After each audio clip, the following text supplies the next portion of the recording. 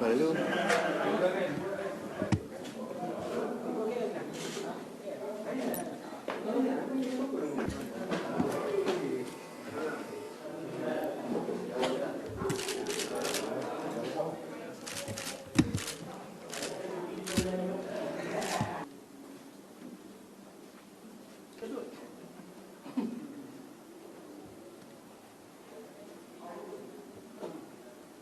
ini menjadi sulit.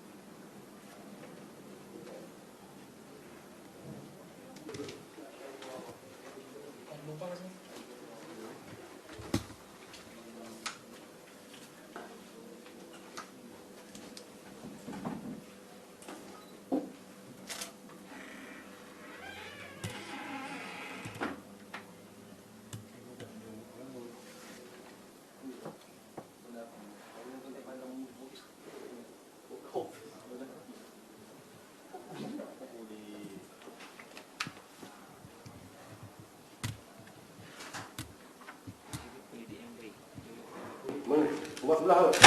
Abang sebelah. Tadi bang hujan.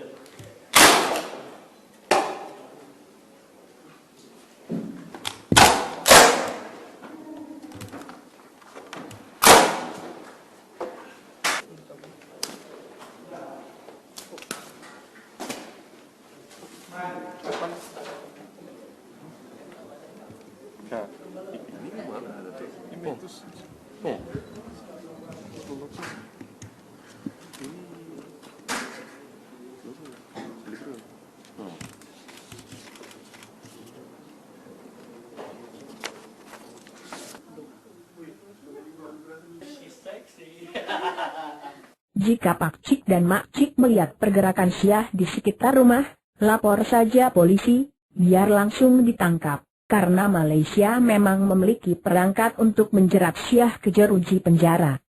Maka jika menelusuri masjid-masjid di Malaysia, kita akan mudah mendapati pamflet-pamflet pengumuman tentang perbedaan pokok antara Syiah dengan Ahlu Sunnah. Himbauan itu dilengkapi dengan fatwa dari ulama negeri, provinsi, terkait kesesatan ajaran Syiah. Perhatian masyarakat untuk membendung penyebaran Syiah juga begitu tinggi. Jika di Indonesia kita masih jarang mendengar khotbah Jumat mengangkat kesesatan Syiah, maka di Malaysia fenomena itu justru menjamur di tiap negeri.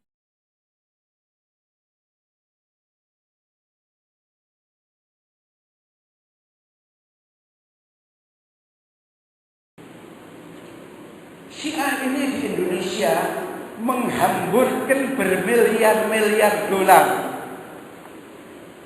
Siang malam mereka bekerja. Tokoh-tokoh kita, ulama-ulama kita didekati. Baik yang dari NU, dari Muhammadiyah, dari cendekiawannya, dari habaibnya. Mereka didekati oleh tokoh-tokoh Syiah. Ada yang didatangi dan ada yang diundang ke Iran. Di Iran mereka ditamasyakan, ditunjukkan keberhasilan revolusi Syiah versi mereka.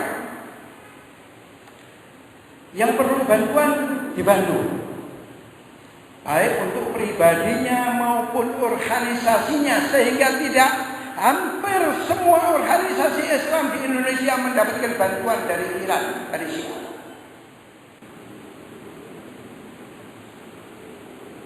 Tokoh-tokoh kita tadi itu setelah pulang dari Iran, mereka pura-pura tidak tahu, menyaksikan warganya digerogoti oleh Syiah ini, mereka pura-pura tidak tahu. Bisa dikatakan 90% pengikut Syiah itu warga Nahdliyin. Tapi kenyataannya tokohnya justru berangkulan dengan tokoh-tokoh Syiah.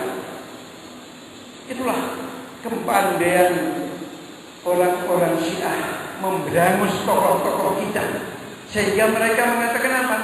Di saat ulama di seluruh dunia, terutama di Indonesia, mengatakan bahwa Syiah sesat, mereka membela mengatakan bahwa Syiah tidak sesat. Jangan hanya karena kita masih berhubungan dengan Iran, lalu ajaran Syiah dibiarkan. Kita lihat di Malaysia, di Brunei, mereka berhubungan dengan Iran, namun aliran sesat Syiah dilarang berkembang di Malaysia dan di Brunei. Apa sebabnya kok sampai pemerintah mengambil sikap yang demikian? Karena ulama-ulama mereka di Malaysia tidak mudah dibeli. حكومتنا الموقرة وبرلماننا الموقر. الحكومة الماليزية هي الحكومة الأولى في الدهر التي أعلنت رسميا كفر الشيعة بكل صلافة وبكل قبح، مع أن الخارجية العراقية لم تستنكر أبدا ولم تبدي أي موقف من هذه القضية، ومع أن السفارة الماليزية لم تستدعى ولو من باب رفع العتب، ومع أن الشركات الماليزية تسرح وتمرح بمشاريع العراق، ومع أن الكثير من الميزان التجاري مخصص إلى ماليزيا، وماليزيا هذه تكفر أغلبية الشعب العراقي. إرهاب هذا أم ليس بإرهاب؟ التكفير من بعده القتل. ولا أدري كيف بلغت الحكومة الماليزية هذا الانهيار الدبلوماسي والخرق العقائدي، بحيث أنها تدلي بقضية من هذه القضايا. أنا لا أدري أين منظمة المؤتمر الإسلامي من ذلك، ولا أدري أين الحكومات الشيعية من ذلك، ولا أدري أين الشيعة من ذلك. الذي أدريه أن عدم الوقوف أمام هؤلاء وأمثالهم سيجعل الآخر يتمادى ويطغى ويزيد على ما فعل. Kerajaan mengharamkan mazhab itu yang dipercayai dibawa masuk dari Iran. Tajuk Syiah ni menjadikan satu isu yang begitu hangat. Dan kita tahu pada peringkat antarabangsa, isu Syiah ini diantaranya dimainkan dalam konteks apa yang berlaku di Syria. Berbagai-bagai analisa dilakukan. Walaupun kita lihat masyarakat dunia seolah-olah hendak dibawa ke satu arah yang mana nak dikatakan kepada mereka bahawa apa yang berlaku ialah pertumbungan antara mazhab. Tetapi kalau diperhalusi, bahkan kita lihat ada penganalisa dalam negeri pun, apabila mereka membuat penelitian, mereka sudah mula memberi pandangan-pandangan yang berbeza.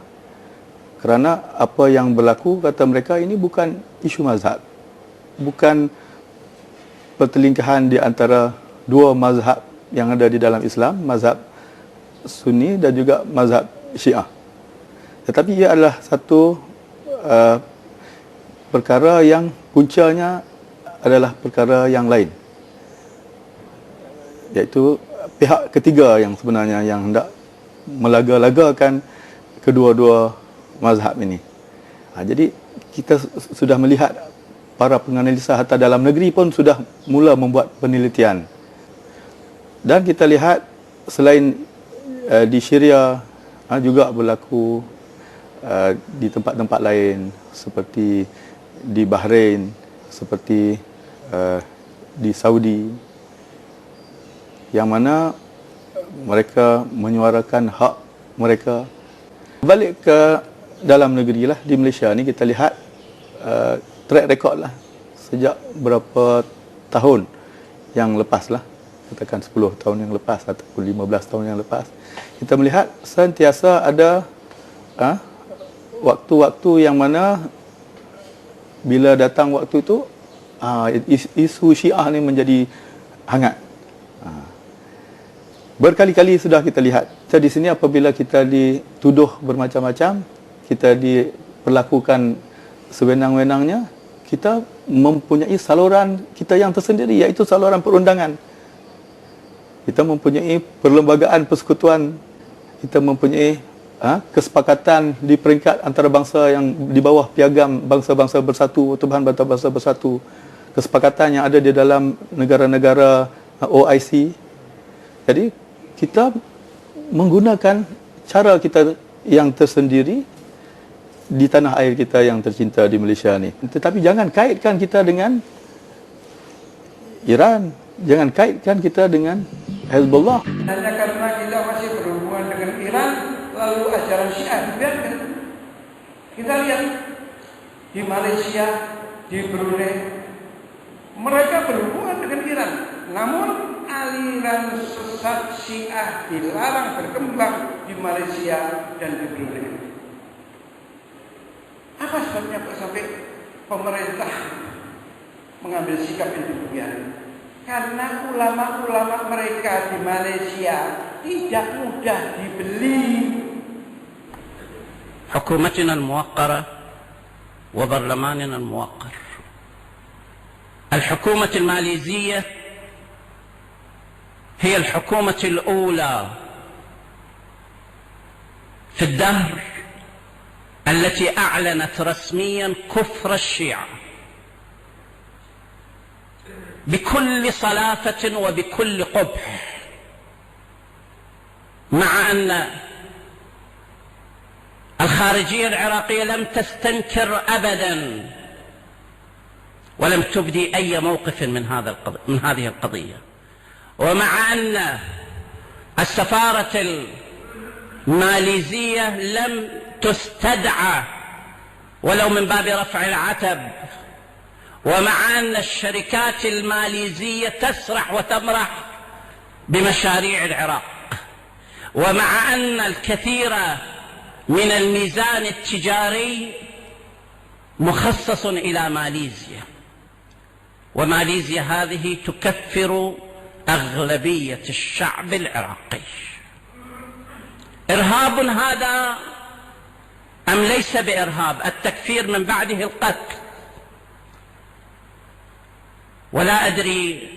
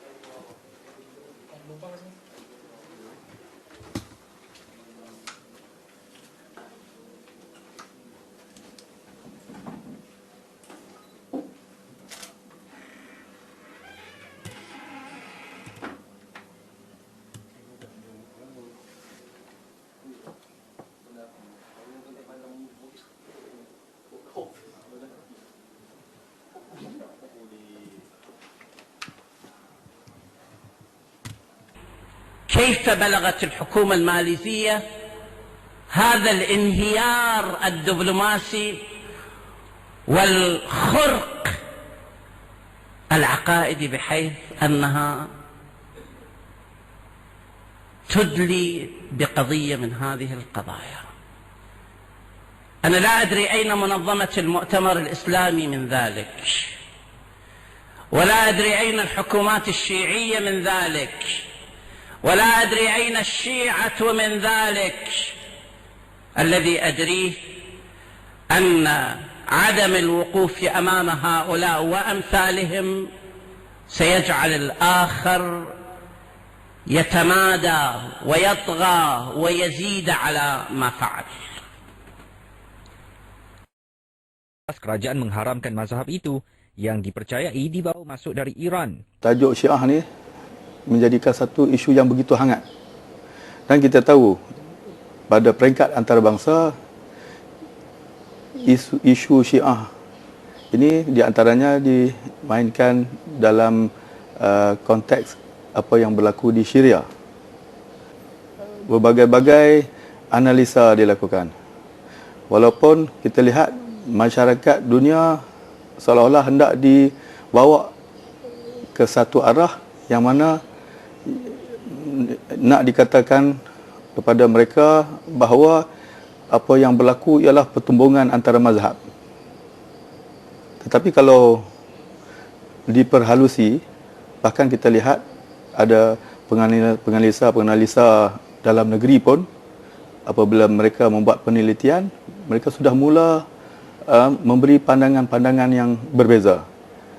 Kerana apa yang miliar dolar siang malam mereka bekerja. Tokoh-tokoh kita, ulama-ulama kita didekati. Baik yang dari NU, dari Muhammadiyah, dari cendekiawannya, dari habaibnya. Mereka didekati oleh tokoh-tokoh Syiah. Ada yang didatangi dan ada yang diundang ke Iran. Di Iran mereka ditamasyakan, ditunjukkan keberhasilan revolusi Syiah versi mereka. Yang perlu bantuan dibantu, baik untuk pribadinya maupun organisasinya, sehingga tidak hampir semua organisasi Islam di Indonesia mendapatkan bantuan dari Iran, dari Syiah.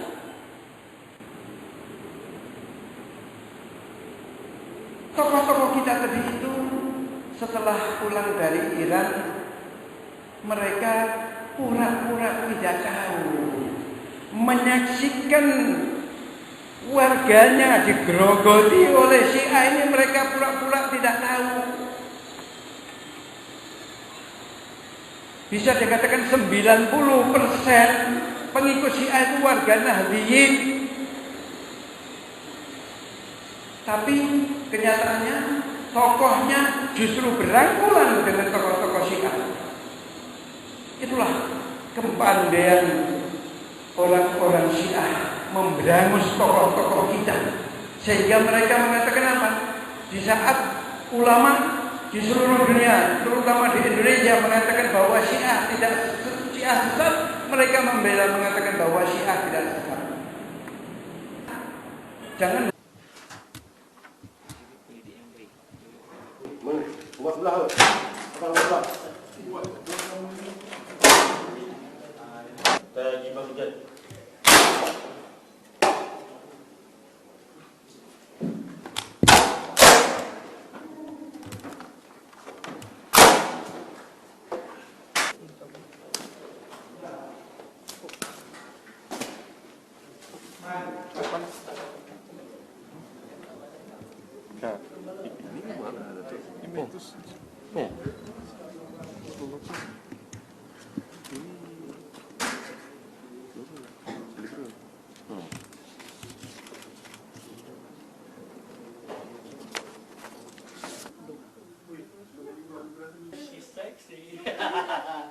Jika Pak Cik dan Mak Cik melihat pergerakan Syiah di sekitar rumah, lapor saja polisi, biar langsung ditangkap. Karena Malaysia memang memiliki perangkat untuk menjerat Syiah ke jeruji penjara. Maka jika menelusuri masjid-masjid di Malaysia, kita akan mudah mendapati pamflet-pamflet pengumuman tentang perbedaan pokok antara Syiah dengan Ahlu Sunnah. Himbauan itu dilengkapi dengan fatwa dari ulama negeri, provinsi, terkait kesesatan ajaran Syiah. Perhatian masyarakat untuk membendung penyebaran Syiah juga begitu tinggi. Jika di Indonesia kita masih jarang mendengar khotbah Jumat mengangkat kesesatan Syiah, maka di Malaysia fenomena itu justru menjamur di tiap negeri.